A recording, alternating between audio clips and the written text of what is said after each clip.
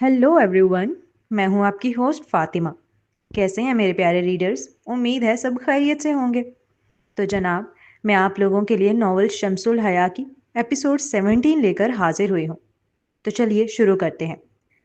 अच्छा हुआ तुम्हें होश आ गया, वरना मुझे तो लगा था तुम्हारा ऊपर का टिकट कट गया। मैंने तो गोरकन से राब्ता करने का भी सोच लिया था। वो होश में आई तो खुद को अस्पताल के एक बेड पर पाया। कमरा एसी वाला है, इस बात का एहसास उसे कमरे की ठंडक ने पहुंचाया था। उसने फौरन ही अपने इर्द गिर्द नजर दौड़ाई। वो एसी वाले रूम में थी और सबसे पहली चीज जो उसके दिमाग को क्लिक की वो ये थी कि वो पैसे कैसे भरेगी इस वीआईपी कमरे के। अभी वो यही सोचकर परेशान हो रही थी जब कमरे का दरवाजा खुला और सामने से रोमान मुस्कुराते हुए कहता दाखिल हुआ। तुम मुझे किसी सस्ते से अस्पताल में भी ले जा सकते थे, इतने महंगे हॉस्पिटल में क्यों ले आए हो? तैयबा परेशान होकर तेजी से इस्तफसार करने लगी। क्योंकि मुझ जैसा बड़ा स्टार अच्छा नहीं लगेगा ना सस्ते अस्पतालों में धक्के खाते हुए। फिलहाल पैसों की टेंशन छोड़ो और अपनी बताओ, अब कैसा फील कर रही हो? उसके हाथ में फ्रूट्स और फूल थे जिन्हें वो उसकी साइड टेबल पर रखते हुए नरमी से पूछने लगा। काफी बेहतर। वो रोमान का हसीन चेहरा देख अब बेफिक्र होकर नरमी से जवाब दे हुई। वैसे मुझे बड़ी हैरत हुई तुम्हें मेरा नाम याद है, जबकि हम तो सिर्फ एक ही बार मिले हैं। रोमान उन दिनों फिल्म की शूटिंग कर रहा था, जिसके लिए उसने वजन भी काफी कम किया था, बॉडी बनाई थी और फाइटिंग भी सीखी थी। और इन सब के साथ साथ वो पढ़ भी रहा था। उसकी लाइफ इतनी मुश्किल थी उन दिनों कि शायद ही कोई याद रह सके। अपनी फिल्म की शूटिंग के लिए वो दुबई गया था। वहां पर एक पार्टी में उसे तैयबा मिली। जैसे और मॉडल्स अपने पावरफुल राब्ते बनाने के लिए खुद बड़े बड़े लोगों से कांटेक्ट करती हैं, उन पार्टीज में आकर खुद उनके करीब आती हैं, खुद उन्हें मौका फराहम करती हैं कुर्बत के। ऐसे ही तैयबा कर रही थी जब उसकी मुलाकात रोमान से हुई। क्यों याद नहीं होगी, पहली बार ऐसी लड़की देखी थी जिसने खुद सामने से आकर पहले अप्रोच किया और फिर कमरे में जाने के बाद कहती है कि मुझे टच मत करो, मैं ऐसी लड़की नहीं हूँ। वो मज़े का खेज अंदाज में कहता सामने वाली चेयर पर बैठा था। मैं बहुत डर गई थी, वो मेरा फर्स्ट टाइम था। तैयबा के गाल उसकी बात सुनते ही सुर्ख पड़ गए थे। वो शर्मिंदगी से नज़र झुकाकर अब आहिस्तगी से वजह बताने लगी। और अब एक्सपर्ट हो? वो एक आंख विंग कर शरारत से पूछने लगा। वो दोनों जिस फील्ड से वाबस्ता थे वहां ये बिल्कुल आम बातें थीं। नहीं हूं, तभी तो इस हाल में हूं, वो आहिस्तगी से कहती अब अपने हाथ को देखने लगी। उसे अपने इर्द गिर्द एक जाल महसूस होता था जिसमें वो फंस कर रह गई थी। जब तुम ये सब करना ही नहीं चाहती तो क्यों हो यहाँ पर? मैं तुम्हें देख के बता सकता हूँ तुम अपनी मर्जी से नहीं हो यहाँ। रोमान उस लड़की का चेहरा पढ़ रहा था जिस पे सिवाय थकन, मायूसी, अफसुर्दगी और नाउमीदी के कुछ ना था। कोई जबरदस्ती करवा रहा है तुमसे ये सब? मुकाबिल ने कोई जवाब ना दिया तो वो सीधा होकर बैठते गंभीर लहजे में इस्तफसार करने लगा। नहीं नहीं तो। वो बताना नहीं चाहती थी और मुकाबिल फोर्स नहीं कर सकता था, क्योंकि उनके दरमियान दोस्ती तक का रिश्ता नहीं था। वो तो सिर्फ एक मुलाकात की वजह से एक दूसरे को जानते थे, और वो मुलाकात हुई भी ऐसे हालात में थी कि वो दोनों एक दूसरे को भूल नहीं सके थे। कहाँ मिलती हैं ऐसी मॉडल्स दुबई की पार्टीज में जो कमरे में जाते ही रोना शुरू कर दें कि उन्हें टच ना किया जाए? और फिर कहाँ मिलते हैं ऐसे हाई प्रोफाइल लड़के कि एक हसीन लड़की के कमरे में मौजूद होने पर भी ऊंधे मुंह होकर बेड पर पड़ जाएं और पलट के फिर ना देखें? अगर तुम कह रही हो तो मान लेता हूँ, वो संजीदगी से कहते हुए खड़ा हो गया था। ये मेरा कार्ड है, कोई भी प्रॉब्लम हो तो तुम मुझसे रब्ता कर सकती हो। अपना कार्ड उसकी साइड टेबल पर रखकर वो मुस्कुराते हुए वहां से निकला। अभी वो कमरे से निकला ही था कि उसके सेल पर कॉल आने लगी। Bulldozer calling. सेल की स्क्रीन पर नाम चमकता देख उसके होंठों के किनारों पर स्मार्ट मुस्कुराहट नमूदार हुई। हेलो। भरमदार लहजा। Hello Roman. दूसरी जानिब से नरम आवाज उसके कानों की समात से टकराई। जी बात कर रहा हूँ। निहायत तहजीब भरा लहजा। ज्यादा मेरे सामने ना तमीजदार ना बना करो तुम। माना उसे देख नहीं रहा था मगर जानता था किस तरह वो तिरछी आंखें करके बोल रही होगी ये जुमला। तुम काम बोलो, वक्त नहीं है मेरे पास। बड़ी फुर्सत से अपना उल्टा हाथ पॉकेट में डालकर रेलिंग के पास खड़ा होता बाहर गार्डन में झांकते हुए बड़ी मुश्किल से अपनी मुस्कुराहट रोकते हुए गोया हुआ। ज्यादा ना अपनी हीरोगिरी मुझे मत दिखाओ। میں نے بھی سوچ لیا ہے CSS کے امتحان دینے کا، اور جیسے ہی دے دوں گی نا، پھر دیکھنا تم جیسے کتنے ہی ہیرو روز میرے سامنے لائن میں لگ کر ہیلو میم کہہ کر سلیوٹ مار رہے ہوں گے۔ وہ نہیں دیکھ پا رہا تھا اسے، مگر خواہش تھی کہ وہ سامنے ہوتی اور وہ دیکھتا مقابل کیسے بڑی اداؤں کے ساتھ اپنے بالوں کو جھٹکے سے پیچھے کر اترا کر یہ جملے ادا کر رہی ہوگی: او آنٹی، کچھ زیادہ اڑنے نہیں لگ گئی تم؟ تھوڑا نیچے نیچے رہو، وزن زیادہ ہے، اڑ نہیں پاؤ گی، اور میں بھی نہیں ہوں جو سنبھال سکوں۔ وہ شرارت سے چھیڑنے لگا: تمہاری ضرورت ہے بھی کسے؟ میرا تابش ہے مجھے سنبھالنے کے لیے، بریرہ مغرور سے لہجے میں بولی، جس پر مقابل فوراً سیدھا ہوا۔ اس کا ہاتھ بھی پاکٹ سے نکل آیا تھا، چہرے کی مسکراہٹ بھی غائب ہوئی۔ تابش، اب یہ نمونہ کون ہے؟ وہ تمیز سے، جیجا ہے تیرا ہونے والا، منگنی ہونے والی ہے جلدی ہماری، بس اس کی پڑھائی مکمل ہونے کا انتظار ہے، بریرہ خاصا مسرت بھرے لہجے میں بتانے لگی۔ یہ کہاں سے آیا اچانک؟ وہ نہیں جانتا کیوں، لیکن اس کے کانوں کو بریرہ کے جملے اچھے نہیں لگے تھے۔ مقابل نے اس کی آواز کو سنجیدہ ہوتے محسوس کیا۔ کیا مطلب کہاں سے آیا؟ شروع سے تھا، میری گلی میں ہی رہتا ہے۔ مگر تم نے کہا تھا تمہارا کوئی بوائے فرینڈ نہیں۔ یہ جملہ ادا کرتے وقت اس کے لہجے میں کس قدر غصہ اور احتجاج ابھر آیا تھا، شاید اسے خود بھی خبر نہیں۔ وہ بوائے فرینڈ شوائے فرینڈ نہیں بناتے ہم لوگ، شادی کرتے ہیں ڈائریکٹ۔ وہ میرا دوست ہے ابھی، اور اس نے میرے گھر والوں سے بات کر رکھی ہے شادی کی، بس۔ بوائے فرینڈ اسے ہی کہتے ہیں، وہ جل کر جتاتے ہوئے بولا۔ جی نہیں، بوائے فرینڈ گرل فرینڈ کے نام پہ جو لڑکا لڑکی غلط رشتہ رکھتے ہیں، ہمارے درمیان ایسا کچھ نہیں۔ ہم صرف دوستوں کی طرح ملتے ہیں اور بات کرتے ہیں۔ ایک منٹ، یہ میں پوری بھی ڈیٹیل تمہیں کیوں بتا رہی ہوں؟ تم میرے باپ نہیں لگتے۔ پہلے تو وہ اسے وضاحت دینے لگی، لیکن پھر اسے اچانک خیال آیا کہ وہ اسے وضاحت کیوں دے رہی ہے۔ وہ نہ تو اس کا باپ ہے نہ بھائی۔ وہ اپنی زندگی میں سیاہ کرے یا سفید کرے، وہ مقابل کو جواب دے نہیں۔ اوکے، بعد میں بات کرتا ہوں، مجھے ابھی بہت کام ہے، اس نے یکدم کہتے ہی کال ڈسکنیکٹ کر دی۔ مزید مقابل کی کوئی بات تک نہ سنی۔ اف، یہ پاگل لڑکا، میری بات بھی نہیں سنی اس نے۔ وہ اب بار بار کال کر رہی تھی مگر مقابل نے ریسیو نہ کی۔ چلتے ہیں اگلے سین کی جانب۔ رومان، کال ریسیو کرو، کیا ہو گیا ہے؟ رومان، آنٹی نے سیلری نہیں بھیجی ہے اس مہینے، 11 تاریخ ہو گئی ہے، وہ تو 5 تک بھیج دیتی ہیں، پلیز چیک کرو نا کیا مسئلہ ہوا ہے۔ رومان، 2 دن ہو گئے ہیں میں مسلسل تمہیں کالز اور میسیجز کر رہی ہوں، تم رپلائی کیوں نہیں کر رہے؟ رومان، پلیز رپلائی کرو، میں پریشان ہوں۔ ہوا کیا ہے؟ میری کوئی بات بری لگ گئی تمہیں؟ اچھا سوری، کم از کم فون تو اٹھاؤ یار، ہم بات کر لیتے ہیں۔ رومان، 1 ہفتہ گزر چکا ہے، وہ پیسے میرے لیے بہت ضروری ہیں، تم کیوں نہیں سمجھ رہے؟ ان سے میری ماں کی دوائی آتی ہے اور میرا اور میری ماں کا خرچہ چلتا ہے۔ اس نے ایکسرسائز کرنے کے بعد ٹاول سے اپنے پسینے صاف کرتے ہوئے جیسے ہی سیل ہاتھ میں لیا، سب سے پہلا میسج دشمن جاں کا موصول ہوا، جسے پڑھنے کے بعد وہ مزید اگنور نہ کر سکا اور اپنی والدہ کو کال ملائی کہ وہ اسے پیسے بھیج دیں۔ عروج بیگم کے سمجھ نہیں آتا تھا وہ لڑکا پیسے رکواتا ہی کیوں ہے، جب دوبارہ کال کر کے بھیجنے کا کہنا ہوتا ہے۔ ایسا بھی نہیں کہ 2-3 بار ہوا ہو، صرف ہر 2 مہینے بعد وہ یہ عمل لازمی کرتا تھا، لیکن یہ آخری بار تھا جو اس نے ایسا کیا۔ اس کے بعد پورا سال گزر گیا، رومان نے پھر کبھی اس کے پیسے نہیں رکوائے۔ وہ اچھے سے جانتا تھا پیسے ملتے رہیں گے تو وہ بے مروت لڑکی کبھی کال نہیں کرے گی، اور ہوا بھی ایسا ہی۔ اس نے کبھی جھوٹے منہ بھی کال کر کے طبیعت نہ پوچھی۔ 1 سال تھوڑی سی بات چیت کر کے اور 1 سال مکمل قطع تعلقی کے ساتھ گزرا تھا۔ چلتے ہیں اگلے سین کی جانب۔ آپی، آج 2 سال بعد پھر گھر میں کوہرام مچا ہوا تھا۔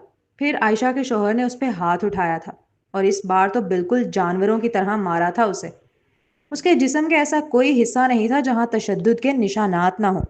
وہ طلاق نہیں چاہتی تھی ابھی بھی، اسی لیے گھر والوں کے لاکھ کہنے کے باوجود بھی اس نے پولیس کیس نہیں کروایا اپنے سسرالیوں پر۔ وہ لڑکی اتنا مار کھانے کے باوجود بھی اپنا گھر بچا رہی تھی، کیونکہ اسے پتا تھا اس کا بیٹی کا ساتھ ہے۔ مگر اس کی والدہ نے صاف کہہ دیا تھا وہ اپنا دماغ بنا لے، اب اسے واپس نہیں بھیجیں گی اس جانور کے پاس مرنے کے لیے۔ کیونکہ شروع میں تازی تازی مار تھی، جسم گرم تھا تو اسے احساس نہیں ہوا تھا، لیکن گھر آنے کے بعد جب تکلیفیں ابھرنا شروع ہوئیں تو جسم کا ایسا کوئی حصہ نہیں تھا جو اس کا تکلیف میں نہ ہو۔ اس کے بال پکڑ پکڑ کے جو اس کا منہ لوہے کی گرل سے مارا گیا تھا، اس کی وجہ سے اس کے ہونٹ پھٹ گئے تھے اور سائیڈ کے سارے دانت ہل کر رہ گئے تھے۔ وہ کچھ کھا پی بھی نہیں پا رہی تھی، بال کھینچے جانے کے سبب گردن کی نسیں بھی کھینچ گئی تھیں، جس کی وجہ سے ڈاکٹر نے کہا تھا اسے مہروں کا مسئلہ ہو سکتا ہے آگے جا کر۔ ہر روز پورے جسم کی تھراپی کے لیے اسے ہسپتال لے جایا جاتا۔ اس مار پیٹ کے نتیجے میں اس کے ہاتھ کے ٹشو تک پھٹ گئے تھے، جس کے سبب وہ کوئی کام بھی نہیں کر سکتی تھی۔ ہر وقت بس لیٹی رہتی یا زیادہ سے زیادہ نماز پڑھ لیتی۔ اپنی بیٹی کو بھی وہ نہیں سنبھال پا رہی تھی۔ اسے ہوش ہی کب آتا تھا؟ ہر وقت دوائیوں کے زیر اثر رہتی۔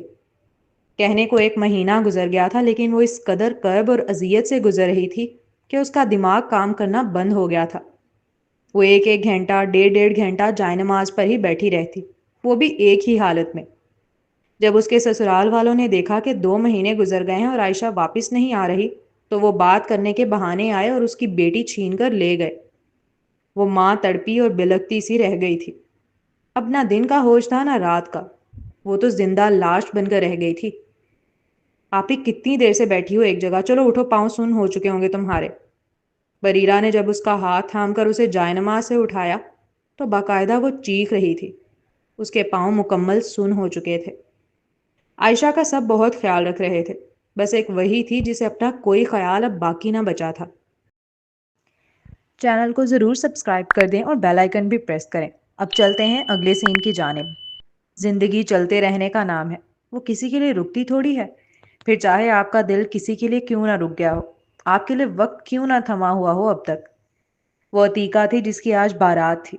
دلہن بنتے وقت بھی اس کا آخری میسج جاں شیر کو ہی گیا تھا کہ آج میری بارات ہے، کم از کم میری شادی کے کسی ایک فنکشن میں تو شرکت کر کے دوست ہونے کا ثبوت دیتے۔ مگر ہر بار کی طرح اس کے میسج کا کوئی رپلائی نہیں تھا۔ ہال پہنچ گئے آپی؟ وہ زیرم کی خوشی سے کھنکتی ہوئی آواز تھی جو اس کے کانوں کی سماعت سے ٹکرائی۔ سب بہت خوش نظر آ رہے تھے، صرف ایک وہی تھی جس کا دل مردہ تھا۔ اسے ابھی تک کوئی خوشی محسوس ہی نہیں ہو رہی تھی۔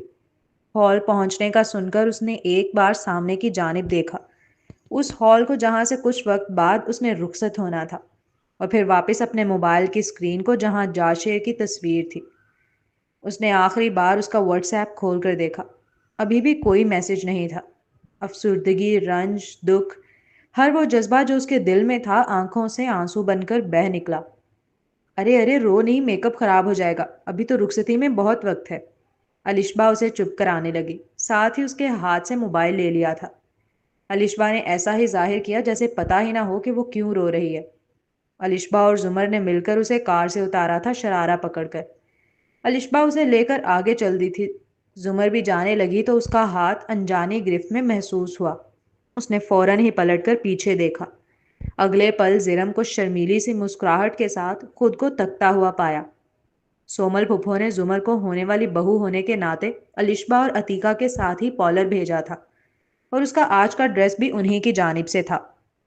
وہ بہت خوبصورت لگ رہی تھی وائٹ کلر کی میکسی میں، اتنی خوبصورت کہ زیرم کی آنکھیں نہیں ہٹ رہی تھی اس پر سے۔ گاڑی میں بیٹھو، زیرم نے آہستگی سے کہہ کر گاڑی کا ڈور اس کے لیے کھول دیا تھا۔ اس نوجوان کی بات سنتے ہی زمر کا دل زور زور سے دھڑکنے لگا۔ جلدی بیٹھو اس سے پہلے کوئی آئے، وہ رازدارانہ آواز میں سرگوشی کرنے لگا۔ نہیں کوئی دیکھ لے گا، گھبرا کر کہتی وہ تیزی سے ایک قدم پیچھے ہوئی اور ساتھ ہی اس کی کلائی سے اپنا ہاتھ چھڑانے لگی۔ اتنا ڈر کیوں رہی ہو زمر؟ میں تمہارا کزن ہوں اور منگیتر بھی، صرف اپنے ہاتھ سے گجرے پہنانا چاہتا ہوں تمہیں۔ زمر کو خود سے یوں ڈرتا دیکھ اس نے فوراً اپنی نیت کا اظہار کیا۔ وہ اسے ڈرانا نہیں چاہتا تھا۔ تم مجھے دے دو، میں خود پہن لوں گی۔ مگر پلیز، زمر اس سے اپنا ہاتھ مسلسل چھڑانے کی کوشش کر رہی تھی، اس لیے مزید اسے فورس کرنا زیرم کو ٹھیک نہ لگا اور اس نے آہستگی سے ہاتھ چھوڑ دیا۔ گجرے جو گاڑی میں رکھے ہوئے تھے انہیں نکال کر اس کے آگے مایوسی کے ساتھ بڑھا دیا، جنہیں لے کر وہ تیزی سے اندر کی جانب بھاگ گئی، جبکہ مقابل اس کے بھاگنے کی سپیڈ دیکھ کے مسکرایا۔ اب اگلا سین۔ اپنے ساتھ ہوئے حادثوں کے بعد آج پہلی بار عائشہ لوگوں کے بیچ آ کر بیٹھی تھی۔ کوئی اسے نہیں دیکھ رہا تھا شاید، لیکن اسے یہی گمان ہو رہا تھا کہ سب اسے ہی دیکھ رہے ہیں، اس کے بارے میں ہی باتیں کر رہے ہیں، اسی کا مذاق اڑا رہے ہیں۔ اوپر سے وہ جب عورتوں کی گود میں بچوں کو دیکھ رہی تھی تو اس کا دل اپنی بیٹی کے لیے تڑپ رہا تھا۔ اس سے نہیں دیکھا جا رہا تھا یہ سب کچھ۔ اس کی حالت خراب ہونے لگی تھی، دل گھبرانے لگا تھا۔ سانس لینے میں جیسے مشکل ہو رہی ہو۔ عائشہ کیا ہوا، تم ٹھیک ہو؟ وہ سب سے کونے والی ٹیبل پر بیٹھی اپنے دل کے مقام پر ہاتھ رکھ گہرے گہرے سانس لے رہی تھی۔ جب زمر نے اسے دیکھا اور فکر مند ہو کر فوراً پوچھنے آئی، مجھے گھر جانا ہے، پلیز مجھے گھر چھڑوا دو۔ ہر کوئی کتنا خوش تھا وہاں، سب کے پاس بچے تھے، شوہر تھے، ایک مکمل زندگی، اور جن کے پاس یہ سب نہیں تھا ان کے پاس روشن مستقبل کے خواب تھے۔ مگر اس کے پاس کیا تھا؟ کچھ بھی نہیں، کچھ بھی تو نہیں۔ نہیں دیکھ پا رہی تھی لوگوں کی خوشیوں کو، اسے تکلیف ہو رہی تھی، شدید تکلیف۔ اس کا دل گھبرا رہا تھا لوگوں کی خوشیوں کو دیکھ دیکھ کر۔ وہ روتے ہوئے کہنے لگی، اس کے ہاتھ لرز رہے تھے، اگر سگی پھپھو کی بیٹی کی شادی نہ ہوتی تو وہ کبھی عائشہ کو یہاں لاتے بھی نہیں، مگر پورا گھر آ رہا تھا، اکیلا اسے کس کے پاس چھوڑتے؟ پھر پھپھو نے بھی بار بار اس کو لانے کا کہا تھا تاکہ اس کا دل بہل جائے، ورنہ اکیلے کمرے میں بیٹھ کر اس نے سوائے رونے کے اور کیا کرنا تھا؟ اچھا تم رو نہیں، میں رافع کو فون کرتی ہوں، وہ تمہیں گھر لے جائے گا۔ زمر بار بار رافع کو کال کرنے لگی مگر کال ریسیو ہی نہ ہوئی۔ زرم ادھر آنا۔ زرم وہیں سے گزر رہا تھا جب اسے دیکھ کر زمر نے فوراً بلایا۔ عائشہ کی طبیعت خراب ہو رہی ہے، اسے گھر جانا ہے، کیا چھوڑ کر آ جاؤ گے ہمیں؟ زمر خود بھی گھر چلی جانا چاہتی تھی، چونکہ سب اسے بہت زیادہ وی آئی پی ٹریٹمنٹ دے رہے تھے، خاص طور پہ زرم کے ددیال والے۔ وہ ان کی ہونے والی بہو تھی اور کنوارا سمدھیانہ تھا، تو بہت زیادہ پوچھا جا رہا تھا اسے۔ زرم کے سارے ددیال سائڈ والے کزنز کی تو زبان ہی نہیں تھک رہی تھی اسے بھابھی بھابھی کرتے ہوئے۔ اگر عام حالات میں ایسا ہوتا تو یقیناً اس کے پاؤں زمین پہ نہ ٹک رہے ہوتے اور وہ اترائے اترائے پھر رہی ہوتی، لیکن اب بات الگ تھی، وہ ان کی ہونے والی بہو نہیں تھی۔ وہ ان لوگوں کی محبتوں کے عوض انہیں دھوکہ دے رہی ہے، یہ چیز اسے شرمندگی کی اتھاہ گہرائیوں میں گرا رہی تھی، جس کے سبب اسے وہاں سے چلے جانا ہی بہتر لگ رہا تھا اب۔ تم کیسے جا سکتی ہو زمر؟ میری بہن کی شادی ہے، تم امی کے ساتھ جا کر کھڑی ہو، تم ہونے والی بہو ہو اس گھر کی۔ میں بریرہ سے کہہ دیتا ہوں وہ آپ ہی کے ساتھ چلی جائے گی۔ زرم سمجھتا تھا اس کی مجبوریوں کو، اسے بھی تکلیف تھی عائشہ کے لیے، لیکن یہاں اس کی بہن کی شادی چل رہی تھی اور اس کی بہن کے سسرال والے بھی آئے ہوئے تھے۔ ایسے میں گھر کی ہونے والی بہو نہیں ہوگی اس کی ماں کے ساتھ کھڑی تو کون ہوگا؟ الشبا اکیلے تو نہیں سنبھال سکتی اتنے سارے لوگوں کو۔ بہت خوش نصیب ہوتی ہے وہ لڑکی جسے اس کا شوہر یا ہونے والا شوہر اہمیت دے، اور زرم اسے دے رہا تھا۔ آج پہلی بار زمر کو شدت سے احساس ہو رہا تھا کہ اس نے جلد بازی کی شادی کرنے میں۔ یہاں سب اسے کتنا پوچھ رہے تھے، اسے کتنی عزت دے رہے تھے۔ پھپھو کی زبان نہیں تھک رہی تھی میری بہو کرتے ہوئے۔ زرم بھی اسے لمحہ لمحہ پوچھ رہا تھا، ہر کسی کو اس سے ملوایا جا رہا تھا جیسے وہی دعوت کی جان ہو۔ کیا یہ ساری عزتیں اسے اپنے شوہر مہروز اشفاق کے گھر میں ملیں گی؟ کیا وہ لوگ اسے اتنا وی آئی پی ٹریٹمنٹ دیں گے جیسے یہ لوگ دے رہے ہیں؟ ٹھیک ہے پھر تم جلدی سے بریرہ کو بلا لاؤ۔ زرم کے لہجے میں جو مان تھا کہ تم میری ماں کی بہو ہو وہ اسے نہیں توڑ سکی۔ اوکے، زرم کہہ کر فوراً بریرہ کو بلانے چلا گیا تھا، اور پھر بریرہ عائشہ کے ساتھ گھر واپس لوٹ آئی۔ گھر آنے کے بعد عائشہ کو دوائی کھلا کر سلا دیا تھا بریرہ نے، اور خود اپنے کمرے میں آ کر کھڑکی کھول کر وہیں صوفے پر بیٹھ گئی تھی۔ آج تابش نے بارات میں شرکت نہیں کی تھی۔ بارات میں کیا، وہ تو کسی بھی فنکشن میں نہیں آیا تھا، جبکہ سومل پھپھو الگ سے ان کے گھر گئی تھی دعوت دینے۔ اور یہ بات بہت اہمیت کی حامل ہوتی ہے کہ لڑکی والوں کی جانب سے اتنی عزت دی گئی، اس کے باوجود بھی تابش کے گھر میں سے کوئی نہ آیا، حتیٰ کہ تابش بھی نہیں۔ کیا انہیں شادی نہیں کرنی جو وہ اتنی بے رخی دکھا رہے تھے؟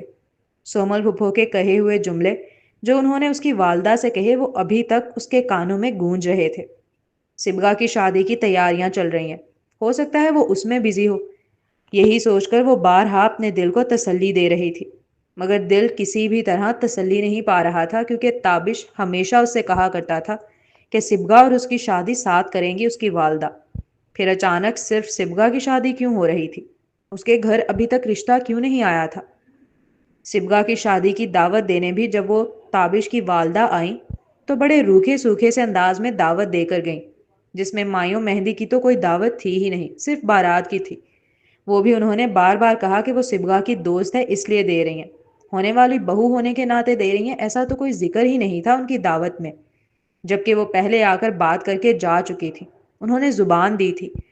بریرہ کے خاندان میں زبان دینا ہی سب کچھ ہوتا ہے، باقاعدہ انگوٹھیاں پہنانے کی ضرورت بھی نہیں ہوتی۔ ایسا لگ رہا تھا جیسے وہ اپنی زبان سے پھر چکی ہوں۔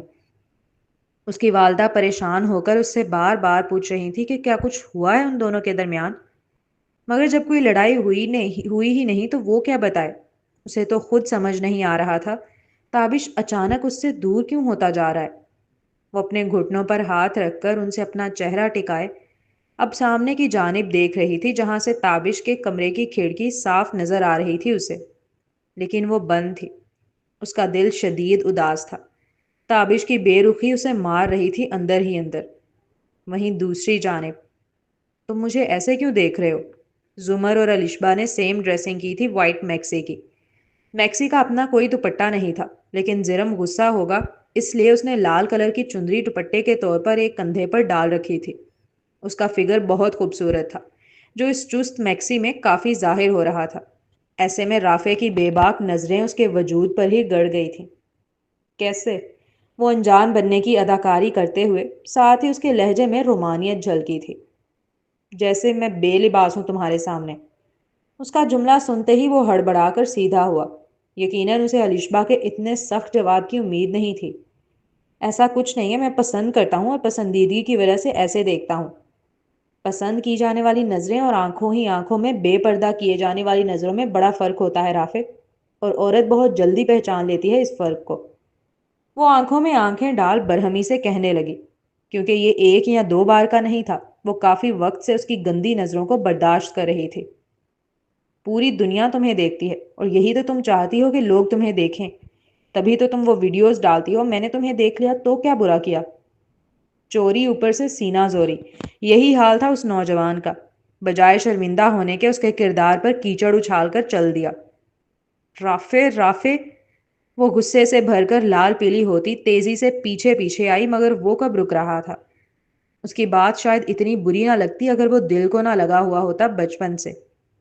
ہاں، وہ چاہتی ہے کہ لوگ اسے دیکھیں، اس کی خوبصورتی کی تعریفیں کریں، اس کی ویڈیوز پر لائکس اور کامنٹس بڑھیں، دنیا اسے جانے، مگر یہ کبھی نہیں چاہا کہ رافع کی آنکھیں اسے گندی نگاہ سے دیکھنے لگیں۔ وہی واحد آنکھیں تو تھیں جن میں وہ محبت دیکھنا چاہتی تھی اپنے لیے۔ عتیقہ کو وداع کر کے گھر آنے کے بعد اس نے کوئی ویڈیو یا تصویر نہیں بنائی تھی، دل ہی نہ چاہا۔ پوری دنیا تمہیں دیکھتی ہے اور یہی تو تم چاہتی ہو کہ لوگ تمہیں دیکھیں، تبھی تو تم وہ ویڈیوز ڈالتی ہو۔ میں نے تمہیں دیکھ لیا تو کیا برا کیا؟ اسے صرف کامنٹس اور لائکس نظر آتے تھے، لوگوں کی آنکھیں نہیں۔ وہ کیا جانے کون، کہاں، کس طرح، کس نظر سے، کس حالت میں اسے بیٹھ کر دیکھ رہا ہے۔ لیکن آج اسے ریئلائز ہوا کہ اگر وہ ایک رافع کی گندی نظر خود پر برداشت نہیں کر سکتی تو اتنے ہزاروں لوگوں کی کیسے کر سکتی ہے؟ مانا یہ وہی بات تھی جو اتنے دنوں سے اس کا چھوٹا بھائی اسے سمجھا رہا تھا، مگر صرف دل کو لگنے کی بات ہوتی ہے۔ کبھی کبھار کسی کی گالی بری نہیں لگتی، اور کبھی کبھار کسی کا صرف ہنسنا برا لگ جاتا ہے۔ اب چلتے ہیں اگلے سین کی جانب۔ تھوڑا اچھی طرح تیار ہو کر چلو، یہ کیسے جا رہی ہو؟ تمہاری نند کی شادی ہے، سب نے تمہیں ہی دیکھنا ہے۔ دیکھا نہیں تھا زمر کو کیسے سب پوچھ رہے تھے؟ تمہیں بھی ایسے ہی پوچھا جائے گا وہاں پر۔ وہ جیسے ہی کمرے سے تیار ہو کر نکلی، رافع نے اسے دیکھتے ہی منہ بسور کر کہا، نندوں کی شادیاں ہونے والی بھابھیوں کے لیے بڑا ایکسائٹمنٹ والا معاملہ ہوتی ہیں، جہاں انہیں سارے سسرالیوں سے ملنا ہوتا ہے پہلی بار۔ وہاں پر لڑکیاں پارلر سے تیار ہو کر جاتی ہیں، لیکن بریرہ نے تو میک اپ کو ٹچ بھی نہیں کیا تھا سوائے ایک لپ گلو کے، اور کپڑے بھی بالکل سادے سے پہن کر آ گئی تھی، لائٹ گرین کلر کی فراک۔ اس کی ساس ٹھیک طرح دعوت تو دے کر گئی نہیں ہے، مجھے تو اس کا جانا بھی ٹھیک نہیں لگ رہا ہے۔ زمر جو پیچھے صوفے پر بیٹھی ہوئی تھی، وہ رافع کی بات سن تیزی سے بولی، میری دوست کی شادی ہے، میں صرف اسی رشتے سے جا رہی ہوں رافع، تو اس اعتبار سے میرا حلیہ بالکل ٹھیک ہے۔ وہ بے دلی سے کہتی آگے بڑھ گئی، ایسا نہیں ہے، اس کا ارمان نہیں تھا تیار ہونے کا۔ سبگا کی شادی کے تو وہ کب سے خواب دیکھ رہی تھی، کیونکہ وہاں اس نے بھابھی بن کر جانا تھا پہلی بار تابش کی فیملی کے سامنے۔ لیکن جب یہ موقع آیا تو کسی نے اسے جھوٹے منہ بھی نہ پوچھا۔ تابش نے تو بے مروتی کی بھی حد کر دی تھی اب۔ ایک بار نہ تو کال کی نہ میسج، بلکہ اس کے کیے ہوئے میسیجز کا بھی کوئی رپلائی نہیں کر رہا تھا۔ کال کرو تو ہمیشہ یہ کہہ کر کاٹ دیتا کہ بزی ہے بہت، 1 منٹ کا وقت بھی نہیں تھا اس کے پاس دینے کے لیے۔ اس کا یہ بدلہ بدلہ رویہ بریرہ کو تکلیف دے رہا تھا۔ جن کی دعوت تھی انہوں نے ہی جب اسے عزت نہیں دی، اہمیت نہیں دی، پوچھا تک نہیں، تو پھر وہ کس حق سے وہاں خوب تیار ہو کر پہنچ جائے؟ انہوں نے دوست بنا کر بلایا تھا، وہ دوست بن کر جا رہی تھی۔ وہ بہت غصہ تھی تابش پر، شدید ناراض۔ سوچ لیا تھا سامنے آئے گا تو بات بھی نہیں کرے گی، لیکن پھر بھی بار بار اپنا موبائل دیکھ رہی تھی، اس امید پر کہ شاید اس کا کوئی میسیج آیا ہو۔ رشتہ نہیں لایا کوئی بات نہیں، کم از کم نظر انداز تو نہ کرے۔ اگر کوئی مجبوری ہوئی ہے تو بتا دے، وہ انتظار کر لے گی، اتنے سالوں سے بھی تو کر ہی رہی ہے نا۔ اب اگلا سین، دعوت کے اندر ہونا تو یہ چاہیے تھا کہ جب بریرہ انٹر ہوتی تو اس کی ہونے والی ساس بڑی گرم جوشی سے اسے گلے ملتی، اسے ویلکم کرتی اور لوگوں سے ملانا شروع کرتی، مگر اس کے برعکس انہوں نے تو اسے پوچھا تک نہیں تھا۔ بالکل ایسے ٹریٹ کیا جیسے محلے کی کوئی لڑکی آئی ہو، صرف ہاتھ ملا کر ہی وہاں سے چلی گئی تھی۔ بریرہ کی والدہ کو بہت برا لگا تھا ان کا یہ رویہ۔ ابھی کچھ وقت پہلے ہی عتیقہ کی شادی پر جو زمر کو ٹریٹمنٹ ملا، وہ ایسا ہی دماغ بنا کر آئی تھی کہ بریرہ کو تابش کی بہن کی شادی میں ملے گا، اسی لیے وہ بریرہ کو بہت ڈانٹ بھی رہی تھی کہ وہ کیوں تیار ہو کر نہیں جا رہی ہے، مگر اس لڑکی نے ایک نہیں سنی تھی ان کی، جس پر وہ کافی غصہ ہوئی تھی۔ لیکن یہاں تو بریرہ کو کوئی پوچھ بھی نہیں رہا۔ یہ دیکھ انہیں احساس ہوا کہ اسی لیے شاید بریرہ تیار نہیں ہوئی، چونکہ اسے اندازہ تھا یہی سب ہونا ہے۔ بریرہ کا دل اب شدید بھاری ہو رہا تھا۔ اس کی نگاہیں تابش کو تلاش کر رہی تھی کہ وہی آ کر اس کے گھر والوں کو تھوڑی عزت دے، اس کی والدہ کو پوچھے اور اسے اہمیت دلائے، ورنہ اس کی تائی اور دادی نے تو گھر جا کر خوب باتیں بنانی ہیں۔ بریرہ، تابش۔ بریرہ اپنی جگہ سے اٹھی تک نہیں تھی۔ وہ تابش کے انتظار میں تھی کہ وہ آئے گا تو اس کے ساتھ اپنی والدہ کو لے کر سبغا سے ملنے جائے گی۔ وہ پانی پی رہی تھی جب زمر نے اس کے کان میں آہستگی سے سرگوشی کی۔ اس نے فوراً ہی گلاس لبوں سے ہٹا کر سامنے کی جانب دیکھا۔ وہ تابش تھا، وائٹ کلر کے کرتا شلوار میں ملبوس، اس پر بلیک کلر کا گولڈن کام کا کڑا ہوا کوٹ زیبتن کیے ہوئے۔ وہ اتنا خوبصورت لگ رہا تھا ان کپڑوں میں جیسے کوئی شہزادہ ہو یمن کا۔ دعوت میں ہر کسی کی نظر دلہن کے بھائی پر تھی، لیکن بریرہ اسے نہیں دیکھ رہی تھی۔ بریرہ کی نظر تو اس کے برابر میں کھڑی خوبصورت اور دبلی پتلی بلیک فراک میں ملبوس لڑکی پر تھی، جو مسلسل اس کے کان میں خسر خسر کر رہی تھی، اور وہ مسکرائے چلے جا رہا تھا۔ اس کی بہن کی شادی تھی، وہ کبھی ادھر بھاگ رہا تھا کام کرتے ہوئے، کبھی ادھر جا رہا تھا، لیکن اس دوران اس بلیک فراک والی لڑکی سے مسلسل اس کی باتیں بھی چل رہی تھیں۔ آتے جاتے آنکھوں ہی آنکھوں میں اشارے بھی پاس ہو رہے تھے، اور بریرہ چپ چاپ بیٹھ کر سب دیکھ رہی تھی دور سے۔ دل میں اس کے جیسے طوفان برپا تھا، لیکن لب بھینچے ہوئے تھے۔ کیا وہ نہیں جانتا تھا کہ وہ آئی ہوئی ہے؟ کیا وہ واقعی اتنا بزی تھا کہ ایک بار آ کر اسے یا اس کی والدہ کو سلام تک نہیں کر سکتا تھا؟ تو یہاں بزی ہے وہ اتنے دنوں سے۔ جب کنوارا کنوارا سمدھیانہ دعوت میں جاتا ہے تو لڑکا خود کھڑا ہوتا ہے آ کر ان کی ٹیبل کے پاس کھانا کھلانے کے لیے، بھلے ہی کتنے ہی ویٹرز ہوں، بھلے اور لوگ موجود ہوں کھلانے کے لیے، لیکن لڑکا وہاں سے نہیں ہٹتا اور ایک ایک کو بار بار پوچھتا ہے۔ لڑکے کی ماں بھی آنا جانا کرتی ہے، اگر نندے ہوں تو وہ بھی آتی ہیں پوچھنے۔ اتنی عزت دی جاتی ہے، لیکن بریرہ کی فیملی کے ساتھ ایسا کچھ نہیں ہوا تھا۔ انہیں صرف محلے والوں کی طرح سرونٹ ہی کھانا سرو کر کے چلے گئے تھے، اور جس طرح رسمی طور پر ایک ایک ٹیبل پر جا کر میزبان پوچھتا ہے کہ آپ کو کچھ چاہیے تو نہیں، ویسے ہی ان سے تابش کی پھپھو نے آ کر پوچھ لیا تھا۔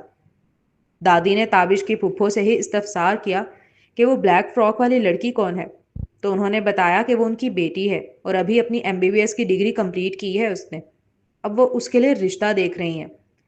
وہ بلیک فراک والی لڑکی اتنی پیاری تھی کہ دادی کو تو فوراً ہی رافع کا خیال آ گیا تھا، جس کا انہوں نے سب کے سامنے بڑی امی سے اظہار بھی کر دیا تھا، مگر بڑی امی نے انہیں فوراً ہی یہ کہہ کر چپ کرا دیا کہ وہ لڑکی ڈاکٹر ہے، بہت زیادہ پڑھی لکھی اور آزاد خیال، وہ ان جیسے لوگوں کے بیچ رہ نہیں سکے گی، اس کے لیے تابش جیسے لوگوں کے گھر کا ماحول ہی اچھا ہے۔ جب بڑی امی نے یہ بات کہی تب جا کے بریرہ کو پہلی بار ریئلائز ہوا کہ تابش اور ان کے گھر کے معاملات کتنے الگ ہیں۔ اس نے اب تابش کی جانب بغور دیکھا تھا۔ وہ کہیں سے بھی ناظم آباد میں رہنے والا لڑکا نہیں معلوم ہو رہا تھا، وہ تو ڈیفنس کا لڑکا لگ رہا تھا، ہائی پروفائل بندہ۔ اس کے سارے کزنز بھی ڈیفنس والے ہی تھے، بلکہ زیادہ تر تو باہر ملک سے آئے ہوئے تھے۔ وہ بہت پڑھے لکھے لوگوں کا خاندان تھا، بہت امیر، جبکہ کبھی سبغا نے یا تابش نے اسے محسوس ہی نہیں ہونے دیا کہ وہ کتنے امیر ہیں اور وہ کتنے الگ ہیں ان سے۔ اسے شدید احساس کمتری محسوس ہونے لگا تھا۔ وہ بار بار اپنے ہاتھوں کی جانب دیکھتی اور پھر تابش کو دیکھتی۔ تو جی جناب یہ تھی آج کی ٹرامیٹائزنگ ایپیسوڈ. تو بھیا ہو گیا جی ان کا بھی دی اینڈ. مطلب تابش نے کتنا برا کیا ہے. ٹھیک ہے کہ خیر مرد ہوتے ہی ایسے ہیں میرے خیال سے، کیونکہ ہم نے جتنے بھی ابھی تک اس ناول میں مرد پڑھے وہ تقریباً ایک ہی طرح کے ہیں. کوئی جو ہے وہ اے آئی جنریٹڈ گندی پکچرز دیکھ دیکھ کے اب اصل میں اس لڑکی کو بھی اسی نظر سے دیکھنا شروع ہو گیا. مطلب وہ اپنی غلطی نہیں مانے گا، وہ یہی کہے گا کہ وہ لڑکی جو ہے وہ ویڈیوز ڈالتی ہے تو جی وہ بری ہے، تو میں تو اس کو دیکھ سکتا ہوں. تم پسند کرتے ہو تو تم اس گندی نظر سے نہیں دیکھ سکتے. تمہیں کوئی حق نہیں پہنچتا کہ تم اس طرح سے دیکھو. اور پوری دنیا میں حجاب صرف عورت کے لیے تو نہیں ہوتا نا، مرد کے لیے بھی تو ہوتا ہے نا. قرآن پاک میں اگر ہم پڑھیں تو سورۃ النساء میں پہلے اللہ تعالیٰ نے مردوں کو نظریں نیچی کرنے کا حکم دیا ہوا ہے، لیکن یہاں پہ مرد کہتے ہیں کہ نہیں جی سارا کچھ عورت ہی کرے، ہم پھر بھی تاڑیں گے، ہم برقعے میں بھی تاڑیں گے، ہم نقاب میں بھی تاڑیں گے. تو کیسے رافع اپنے آپ کو جسٹیفائی کر رہا تھا اس پوائنٹ پہ آ کے، مجھے بہت غصہ آیا اس جگہ پہ. ٹھیک ہے الشبا بھی غلط کر رہی ہے، مطلب لڑکیوں کو نہیں کرنا چاہیے اس طرح سے، لیکن اسٹل رافع بہت غلط ہے یہاں پہ. پھر عائشہ کے لیے مجھے بہت برا لگا کہ اس کی بیٹی تک کو لے گئے اور اس کو اتنا مارا. اینڈ آئی ہوپ کہ اب وہ واپس نہ آ جائے اور اپنے لیے اسٹینڈ لے اور کل کو اپنی بیٹی کی کسٹڈی بھی لے لے. پولیس کو انوالو کر کے کیا جا سکتا ہے یہ تو. اور میں مس کر رہی ہوں جانشیر کو اور معظم کو. مطلب کافی ٹائم ہو گیا وہ آئے نہیں، یا تو ان کا شاید پارٹ ختم ہو گیا ہے، کیا سین ہے کیا نہیں. اور اب جو یہ ٹوسٹ آیا تابش والا، مطلب میں حیران پریشان، مجھے اتنا غصہ آ رہا تھا لیجٹ پڑھتے ہوئے کہ یہ بندہ کیسے بدلا ہے. لیکن مجھے سمجھ نہیں آ رہی بدلا کیوں ہے. مطلب اتنا پیار ہم نے خود پڑھا ہے، آپ لوگ بھی پڑھ رہے ہوں گے پیچھے ایپیسوڈز. مطلب اتنا پیار کرنے کے بعد بھائی صاحب یہ کیسے ہو گیا. تو خیر میں تو بہت شوکڈ ہوئی ہوں، لیکن مجھے بریرہ کے لیے بہت برا لگا اینڈ پہ آ کے. اینڈ آئی ہوپ کہ اب بریرہ جو ہے بجائے رونے دھونے کے نا اپنی پڑھائی پہ فوکس کرے اور خود کے پاؤں پہ کھڑی ہو، اپنا کمائے اور اپنا کھائے. پھر دیکھنا کیسے لڑکوں کی لائن لگتی ہے. تو خیر کیا ہو سکتا ہے. مجھے بہت برا لگا تابش نے جو کیا. مطلب ایک دم سے وہ کہتے ہیں نا وقت بدل گیا، جذبات بدل گئے، حالات بدل گئے، وہی ہوا ہے. پیچھے اتنا ان کا رومانٹک سارا کچھ تھا، وہ اتنا اس کے لیے پاگل ہو رہا تھا، اور اب ایک ایپیسوڈ میں ایک دم سے ایسا ٹویسٹ آیا، او شٹ ایک ہی سال میں. تو بھائی یہی ہوتا ہے، کیا کر سکتے ہیں. دیکھتے ہیں نیکسٹ میں کیا ہوتا ہے. تو مجھے لگتا ہے آپ لوگوں کی دعائیں قبول ہونے والی ہیں. جو لوگ کہہ رہے تھے کہ رومان اور بریرہ کا کپل ہونا چاہیے، مجھے لگتا ہے یہی والا ہونے والا ہے. خیر ہم کچھ کہہ نہیں سکتے کیونکہ ابھی تک ہمیں یہی لگ رہا تھا کہ تابش اور بریرہ ہیں. اب ان کی بھی ختم ہو گئی ہے، تو اب دیکھتے ہیں کیا ہوتا ہے، کیا کرتی ہے بریرہ نیکسٹ. آئی ہوپ اس کو اپنی سیلف رسپیکٹ سامنے رکھنی چاہیے اور علیحدہ ہو جانا چاہیے. مطلب ٹھیک ہے جیسے وہ چاہتا ہے کر لے. کون سا یہاں پہ نکاح ہوا تھا، صرف ایک بات پکی ہوئی تھی، وہ بھی منہ سے صرف. تو نیکسٹ میں دیکھتے ہیں کیا ہوتا ہے. آپ لوگ چینل کو ضرور سبسکرائب کیا کریں، زیادہ سے زیادہ کامنٹس کیا کریں. جس طرح سے میں ڈیٹیل میں آپ لوگوں کو ریویوز دیتی ہوں کہ مجھے کیسی لگی ایپیسوڈ، اسی طرح سے آپ لوگ بھی دیا کریں نا یار، کیا کرتے ہیں. تو کوئی 2-3 کمنٹس ہوتے ہیں پورے کمنٹ میں جن میں ڈیٹیلڈ ایک ریویو ہوتا ہے کہ جس نے پوری ایپیسوڈ پڑھ کے اس کو اکارڈنگ لکھا ہو. مطلب رائٹر آپ کے لیے اتنی بڑی ایپیسوڈ لکھتے ہیں یار، اس کے بدلے میں آپ ایک کامنٹ تک نہیں کر سکتے اچھا سا کہ جس میں آپ نے بتایا ہو کہ آپ کو کیسا لگا، کس پوائنٹ پہ آپ کو کیا فیل ہوا. تو بتایا کریں پلیز. تو باقی چینل کو ضرور سبسکرائب کریں، بیل آئیکن بھی پریس کر دیں تاکہ آپ کو نئی آنے والی ایپیسوڈز کا نوٹیفیکیشن مل جائے. ملتے ہیں نیکسٹ پارٹ میں، تب تک کے لیے اللہ حافظ.